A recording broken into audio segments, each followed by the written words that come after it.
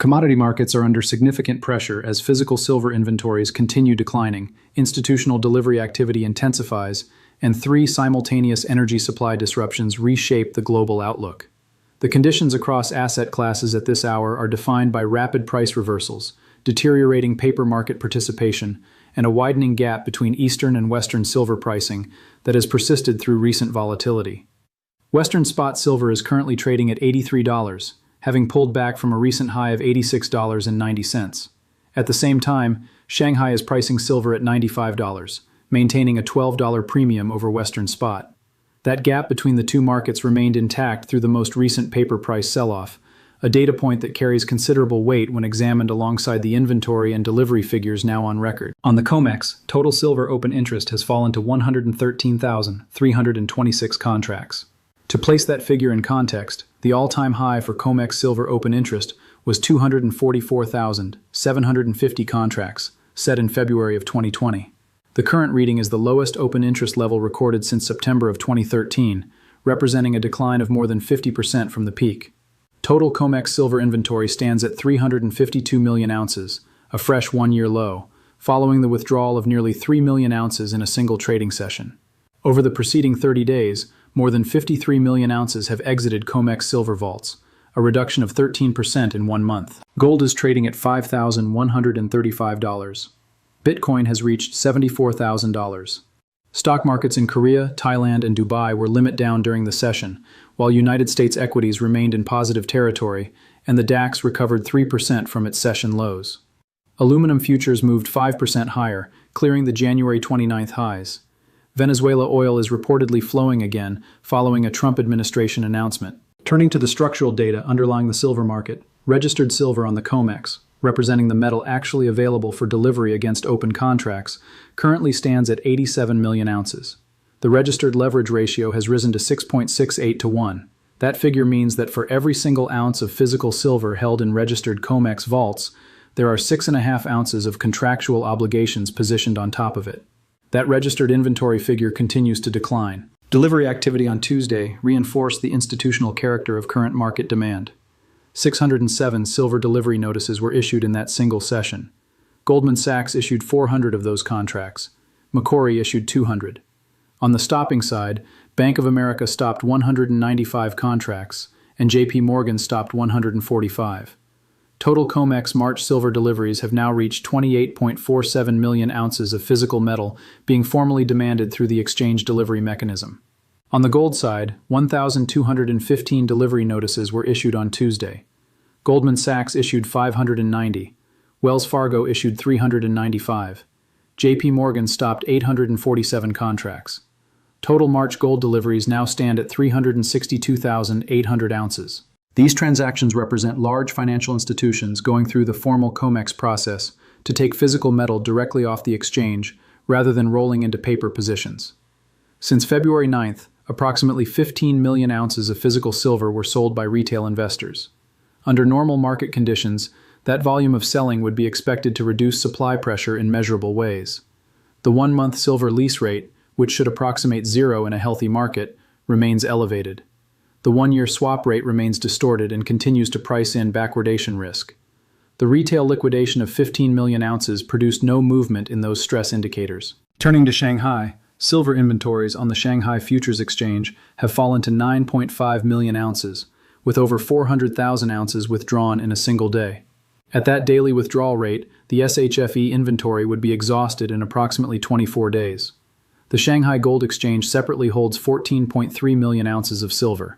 Combined Chinese silver inventory across both the SGE and SHFE stands at 752 tons, equivalent to 24.2 million ounces, reported as the lowest combined level in a decade.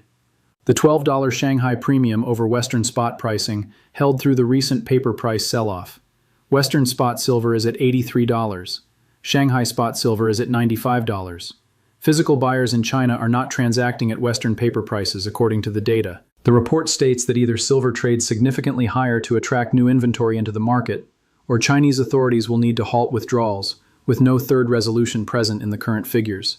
Regarding institutional positioning in silver-linked financial instruments, The latest 13F filing submitted to the Securities and Exchange Commission shows that Jane Street added 20.6 million shares of the iShares Silver Trust during the fourth quarter of 2025. In the preceding quarter, Jane Street held approximately 41,000 shares of the same fund. That represents a 500-fold increase in a single quarter. The position is currently valued at approximately $1.3 billion, making Jane Street the largest reported holder of SLV, a position larger than that of BlackRock, which sponsors the fund. During the same quarter, Morgan Stanley reduced its SLV position by 3.7 million shares. BlackRock added 0 shares. More than 87% of Jane Street's overall portfolio is tied to options, reflecting a firm architecture built around volatility creation and profit. The custodian of the iShares Silver Trust is JP Morgan. In 2020, JP Morgan paid $920 million to settle federal charges related to 8 years of precious metals spoofing. That settlement is a matter of public federal record. Jane Street is currently facing separate allegations across 3 asset classes: the Terra ecosystem collapse, findings by India's market regulator SEBI related to manipulation across 18 Bank Nifty expiry sessions, and a Bitcoin daily price pattern. Jane Street has denied all allegations. No United States regulator has opened a formal investigation into silver specifically at the time of this report. Widening the frame to the energy markets, 3 simultaneous supply disruptions are active at the time of this report. The first involves Iran and the Strait of Hormuz. The Strait of Hormuz carries approximately 20% of global energy supply and remains under declared Iranian naval supervision. The Pentagon has estimated the ongoing military conflict is now costing $1 billion per day. Iran has the capacity to produce up to 10,000 drones monthly at a cost of $35,000 to $50,000 each. United States intercept costs run from $1 million to $3 million per missile, with multiple missiles often required per target. Goldman Sachs has stated directly that if Hormuz shipping volumes remain flat for 5 additional weeks, Brent crude will likely reach $100 per barrel. Iranian officials have publicly stated that if the United States and Israel pursue regime change, final strike missiles will target the Bushehr nuclear reactor and all regional energy infrastructure. That statement represents a named public threat against specific identified targets. The second energy disruption involves Qatar. 20% of global liquefied natural gas supply went offline at the time of this report, with a 2-week restart window currently estimated. Coal futures surged 7.2% to $138 per ton immediately following the Qatar disruption, as the power generation sector pivoted to alternative fuels. The coal market priced that shift within hours of the LNG outage becoming known. The third disruption involves Russia. President Putin has publicly raised the possibility of rerouting Russian gas away from Europe entirely.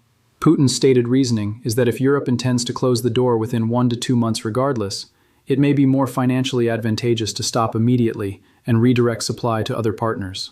Oil, liquefied natural gas, and pipeline gas are all under simultaneous supply pressure at the time of this report. WTI crude oil is trading at $75.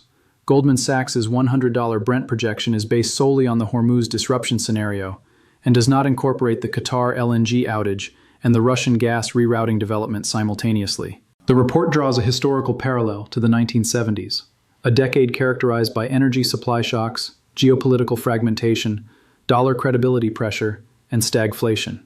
The best-performing asset classes during that decade were identified as oil, precious metals, and chemicals. The parallel is presented on the basis that structural conditions share similar characteristics, involving energy scarcity, monetary debasement, and physical assets outperforming financial ones. On the broader cross-asset picture, stock markets in Korea, Thailand, and Dubai were limit down during the session. United States equities remained green. The DAX recovered 3% from its session lows. Aluminum futures cleared the January 29th highs and moved 5% higher.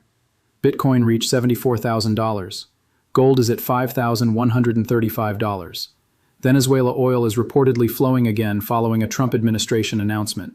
Venezuelan output cannot offset a Hormuz disruption, according to the report.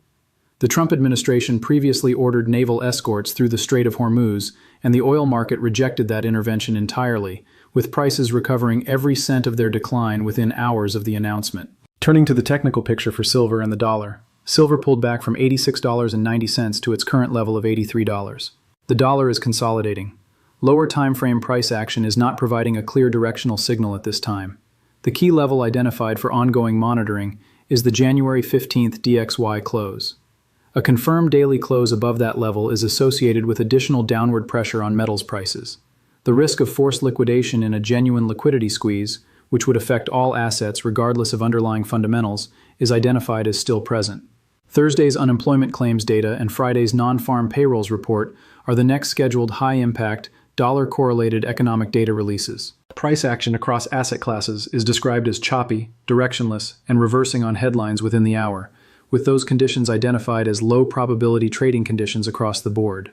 The identified monitoring indicators for those tracking the physical silver market on a longer time frame are the lease rates, the delivery notices, the SHFE daily withdrawal rate, and the Shanghai premium. To bring together the full scope of data and developments covered in this report, global markets are operating at the intersection of deteriorating physical silver supply conditions, record institutional delivery demand, a 500-fold increase in silver ETF positioning by a single options-dominant firm, and 3 simultaneous energy supply disruptions that have not been collectively priced into current projections.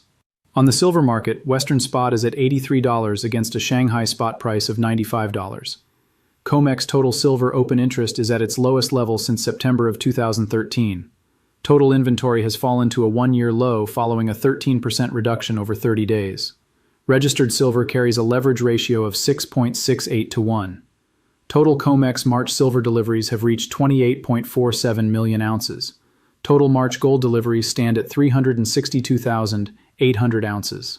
Retail selling of 15 million ounces since February 9th produced no measurable easing in stress signals.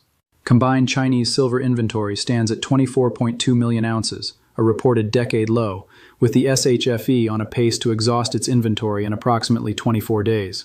Jane Street holds a $1.3 billion SLV position following a 500-fold share increase in one quarter, faces allegations across 3 asset classes, and has denied all of them.